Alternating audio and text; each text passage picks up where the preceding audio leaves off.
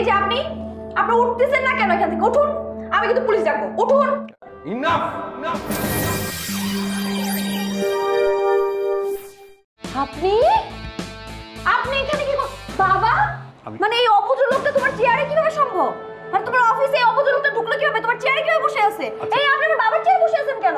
বাবা তুমি জানো না এই লোকটা কত বড় অসভ্য একটা লোক। এই লোকটাকে না পুলিশে দেওয়া উচিত। তুমি তাকে বসে রাখছো তোমার চেয়ারের মধ্যে। পুলিশ ডাকো না, এই লোকটাকে পুলিশে দাও না। এই প্লিজ আপনি বের হন তো, উঠুন উঠুন। তাকে আসেন কেন? উঠুন উঠুন।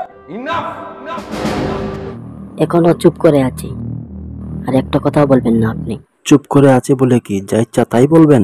আর এই যে ম্যানেজার সাহেব, এই মেয়েটি প্রতিদিন আমার রুমে এসে টাকা পয়সা চুরি করে নিয়ে যায় আমি যখন থাকি না।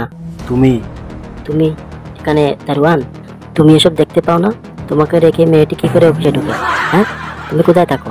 বাবা কি বলে? লোকটা কি বলে? মা আমি তোকে পরে সব বুঝিয়ে বলবো। মানে বুঝে বলবো না, তুমি ওনার কাছে চলে যাচ্ছ মানে? পরে বলবো। মানে কি হলো আমি বুঝলাম না। এই যে আপনি আপনি উঠতেছেন না কেন? এখান থেকে উঠুন, আমি কিন্তু পুলিশ ডাকবো। উঠুন। এত পুলিশ পুলিশ করো না।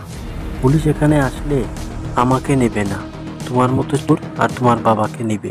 কি আবল তাবল কথা বলছেন? আমার বাবাকে গ্রেফতার করবে মানে পুলিশ? কেন, তুমি আমার অফিসে ঢুকে চুরি করোনি?